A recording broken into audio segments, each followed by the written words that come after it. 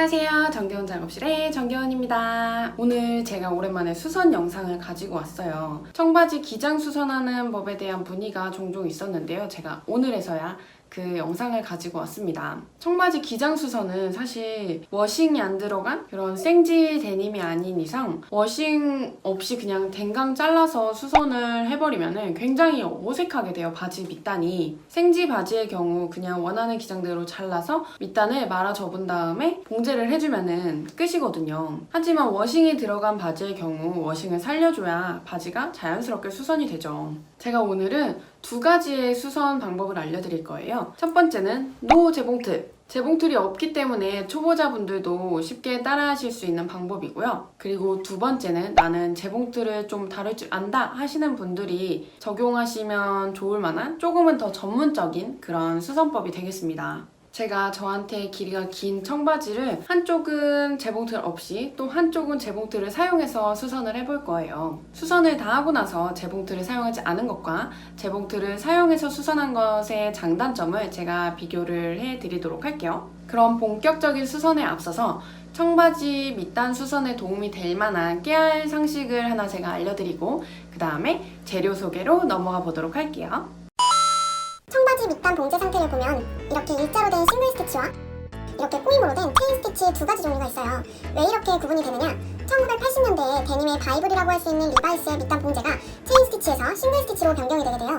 이때를 기준으로 청바지의 빈티지가 구분이 된답니다. 밑단을 봉제할 때 실의 장력에 의해 원단이 쭈글쭈글하게 오는 퍼커링 현상이 발생하는데요. 스티치 모양에 따라서 퍼커링으로 인한 밑단 워싱 모양도 달라지게 되죠. 이로 인해 싱글 스티치는 수직의 워싱이, 체인 스티치는 사선의 워싱이 생기게 된답니다. 퍼커링이라는 건 사실 봉제 기술의 결함이긴 하지만 청바지에서만큼은 이 결함이 멋이 되기도 하죠. 따라서 청바지를 사랑하는 매니아층의 경우 이 빈티지한 멋과 맛을 살리기 위해 데님 전문 수선집에서 비싼 돈을 주고 체인 스티치와 사선 워싱을 살려 기장 수선을 하기도 하죠.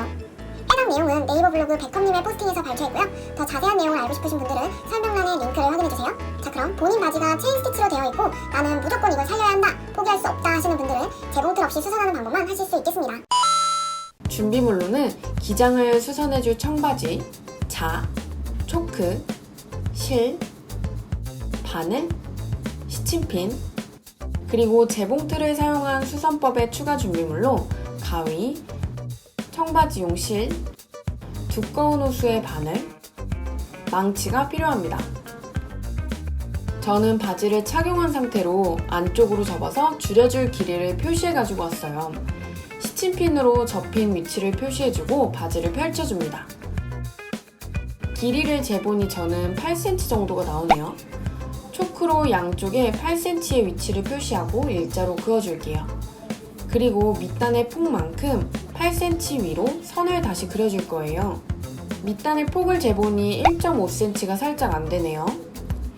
8cm 선 위로 또 1.5cm의 위치를 표시하고 일자로 그어줍니다. 최종적으로 이 선을 맞춰서 수선을 할 거거든요. 위치를 맞춰 뒤에까지 선을 연결해 줄게요. 그 다음 바지를 이렇게 롤업해서 접어주세요.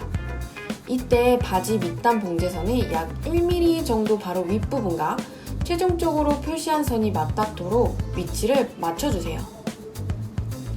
그리고 여기서 중요한 점이 옆선이 어긋나지 않도록 딱 맞게 위치를 맞춰줘야 조금 더 자연스럽게 수선을 하실 수가 있어요. 옆선의 위치를 딱 맞추고 시침핀으로 고정해줍니다. 옆선 맞추기 아주 중요해요. 반대쪽 옆선도 똑같이 위치를 잘 맞춰주세요. 양쪽만 위치를 맞춰줘도 기장이 어느 정도 맞춰지긴 하지만 저는 바지통이 좁은 거라 더 모양이 잘 잡힌 거거든요. 바지통이 넓으신 분들은 중간에서 한두 번 더 시침질을 해주셔도 좋아요. 그 다음 바늘하고 실을 준비해주세요. 저는 잘 보이기 위해 노란색 실을 준비했지만 여러분은 청바지에 잘 맞는 실 색깔로 준비해주시면 돼요. 실을 좀 길게 많이 잘라서 준비해주고 실의 양끝을 맞잡고 쭉 가지런히 모아주세요. 그 다음 이 고리가 된 끝 부분을 바늘기에 넣어줍니다. 그러면 이렇게 실이 4겹이 됐죠? 2겹으로 하셔도 상관은 없지만 청바지가 두껍기 때문에 힘을 더 잘 받으라고 실도 두껍게 4겹으로 준비해줄게요. 그 다음 매듭을 지어줍니다.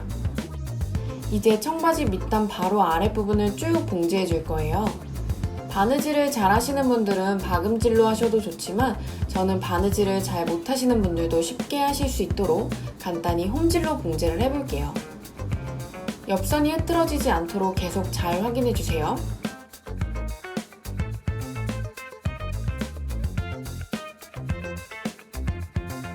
홈질은 이렇게 그냥 앞뒤로 왔다 갔다 하기만 하면 돼요. 간단하죠?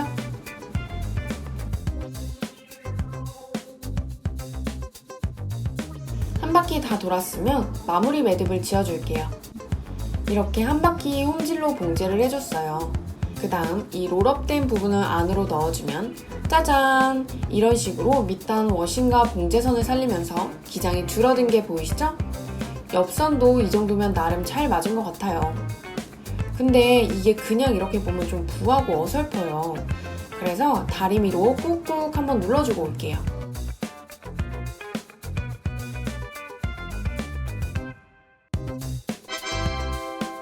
완성된 모습이에요. 다림질을 해주고 오니까 아까보단 보기 한결 나아졌죠? 이번엔 재봉틀을 사용해서 기장 수선을 해볼게요. 아까와 마찬가지로 줄일 분량 8cm를 일자로 표시해줍니다. 이번에는 줄일 위치를 그대로 잘라낼 거예요. 그런데 이 밑단 워싱도 살려야 하잖아요. 밑단은 밑단 너비의 절반 정도? 약 0.5에서 1cm 사이로 시접을 주고 쭉 잘라줍니다. 그 다음 밑단 봉제선을 뜯어줄게요. 원단에 구멍이 나지 않도록 주의해주세요. 실밥도 모두 깔끔하게 제거해줍니다. 이제 이 밑단을 몸판에다 이어줄 거예요. 그런데 여기 보시면 잘라낸 밑단이 몸판보다 이만큼 약 0.5cm 정도 더 길이가 긴 상태예요. 이 상태에서 그대로 밑단을 연결해주면 나중에 다 하고 나서 밑단이 이렇게 나팔 모양으로 퍼지는 현상이 발생하게 돼요. 그래서 밑단을 몸판보다 큰 만큼 줄여줄 건데 지금 이 바지가 스판이 있는 바지예요. 스판이 있는 옷의 경우 봉제하다가 또 살짝 늘어나기 때문에 원래 큰 분량에다가 약 0.5cm를 더해서 총 1cm 정도를 밑단에서 더 줄여주도록 하겠습니다. 스판이 없는 옷이라면 밑단이 몸판보다 큰 분량만 줄여줘도 좋아요. 밑단을 펼쳐준 상태로 이렇게 두 줄이 봉제되어 있는 부분 말고 한 줄만 봉제되어 있는 부분 있죠? 이쪽에서 1cm를 줄여주는 거예요. 시접을 제외하고 1cm 선을 그어줄게요. 이 선을 재봉틀로 봉제해주겠습니다. 봉제를 해줬으면 시접을 살짝만 남겨두고 잘라냅니다. 이제 줄여준 밑단을 몸판과 이어줄 거예요. 이때도 역시 옆선이 어긋나지 않고 딱 잘 맞도록 맞춰주는 게 굉장히 중요해요. 옆선을 잘 맞춰서 시침핀으로 고정해주고 반대쪽도 옆선을 잘 맞춰줍니다. 옆선을 안 맞춰주면 상당히 어색하게 돼요. 이제 한 바퀴 삥 둘러서 봉제를 해줄 거예요. 이때 자세히 보면 기존에 봉제가 돼 있던 라인이 보이잖아요. 이 라인에서 살짝 2mm 정도 바깥쪽으로 벗어나서 봉제를 쭉 해주겠습니다. 지금 길이가 밑단 쪽이 살짝 짧은 상태이기 때문에 살짝씩 늘려가면서 길이를 맞춰서 봉제를 해주면 돼요. 한 바퀴 봉제를 다 해줬습니다. 양쪽 옆선이 아주 잘 맞았네요. 자, 이제 이 밑단을 이렇게 시접을 감싸 접어서 위에서 한 번 더 눌러 박아주면 수선이 끝나요. 그런데 이 옆선 쪽은 시접이 너무 두꺼워지잖아요. 이게 원단이 총 5겹이 되기 때문에 기본적으로 밑단이 두꺼워지는데 옆선은 시접이 겹치는 곳이라 훨씬 더 두꺼워지게 되죠. 거의 봉제를 할 수 없을 정도로 굉장히 두꺼운 상태가 되기 때문에 안쪽에 들어가는 시접을 살짝씩만 잘라내줍니다. 그 다음 밑단을 말아 접은 상태에서 두꺼운 부분을 이렇게 망치로 두드려서 좀 더 납작해지도록 눌러주세요. 반대쪽도 시접을 살짝 잘라내서 망치로 두드려줍니다. 아까보다 훨씬 얇아졌죠? 이제 나머지 부분도 모두 시접을 안쪽으로 말아 접어서 이렇게 뿅뿅뿅뿅 기존의 스티치 자국을 따라 쭉 박아줍니다.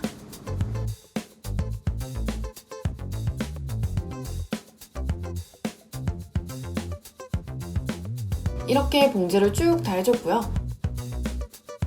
안쪽도 깔끔하게 잘 됐네요.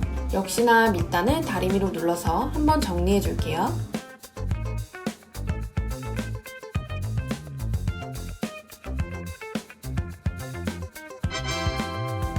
재봉틀을 사용한 기장수선도 완성입니다. 옆선도 자연스럽게 잘 이어졌어요.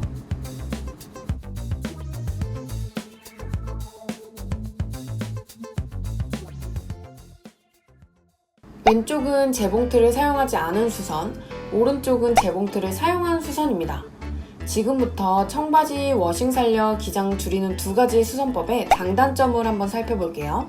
재봉틀 없이 수선한 쪽의 장점부터 살펴보면 아무래도 재봉틀이 없다 보니까 간단하고 빠른 작업이 가능해서 초보자분들도 쉽게 셀프 수선을 하실 수 있어요.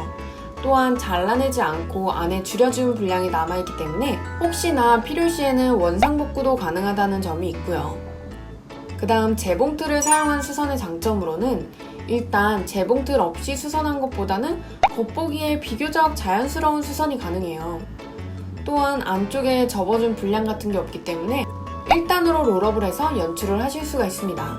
이제 단점을 살펴볼게요. 먼저 재봉틀 없이 수선한 쪽의 단점으로는 안으로 접혀있는 분량이 있기 때문에 1단 롤업이 힘들어요.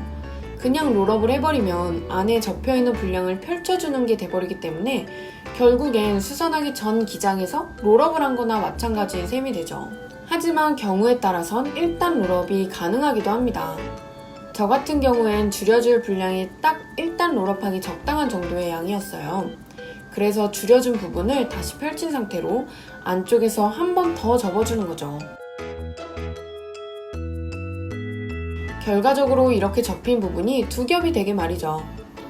따라서 경우에 따라 1단 롤업이 가능하기도 하지만 줄여준 분량에 따라 부자연스럽거나 힘들 수도 있겠습니다. 다음은 아무래도 위로 이렇게 덮어버린 상태이기 때문에 특히 옆에서 보면 좀 어설프고 부자연스럽기도 해요. 또한 넓게 접혀진 만큼 밑단이 살짝 투박하기도 하죠. 그리고 착용할 때도 안쪽에서 발을 넣으면 발에 걸려서 착용 후 한 번 더 정리해줄 필요가 있습니다. 다음으로 재봉틀을 사용한 수선의 단점은 아무래도 재봉틀을 사용하기 때문에 좀 헷갈리고 복잡한 과정이 있었어요. 그래서 초보자분들이 셀프로 하시기에는 좀 힘들 수도 있다는 점이 있고요. 줄일 분량을 아예 잘라내버리기 때문에 혹시나 필요한 경우 원상복구를 할 수 없다는 점이 있습니다. 또한 수선하면서도 말씀드렸다시피 밑단 부분이 상당히 두꺼워요. 밑단이 총 5겹이 되는 거기 때문에 좀 딱딱한, 무거운 그런 느낌이 들 수가 있습니다. 자, 이렇게 두 가지 방법의 장단점을 한번 살펴봤는데요. 사실 다니면서 누가 내 바지 밑단만 굳이 들여다보면서 다니는 건 아니잖아요. 그래서 과정은 좀 복잡하지만 내가 재봉틀이 있고 재봉틀을 좀 할 줄 알고 원상복구를 할 일이 전혀 없고 하시는 분들은 좀 깔끔하게 재봉틀을 사용해서 수선하시는 걸 추천드리고요. 굳이 원상복구 여부를 떠나서 나는 재봉틀이 없고 재봉틀을 할 줄도 모르고 누가 내 바지 밑단만 보고 다니는 건 아니니까 쉽고 간단하고 빠르게 휘리릭 뿅 수선해서 입고 싶다 하시는 분들은 재봉틀 없이 하는 방법도 추천드립니다. 사실 수선하기 전에는 많이 어설프기 짝이 없겠구나 하는 우려 속에 작업을 했었는데 생각보다 괜찮아서 저는 오히려 마음에 들었던 방법인 것 같아요. 그래서 셀프로 급하게 빠르게 해야 하는 경우에는 재봉틀 없이 하는 방법도 추천을 드립니다. 그리고 마지막으로 중요한 건 두 방법 모두 수선 후에는 마무리 다림질로 꾹꾹 눌러줘야 한다는 점 꼭 잊지 마세요.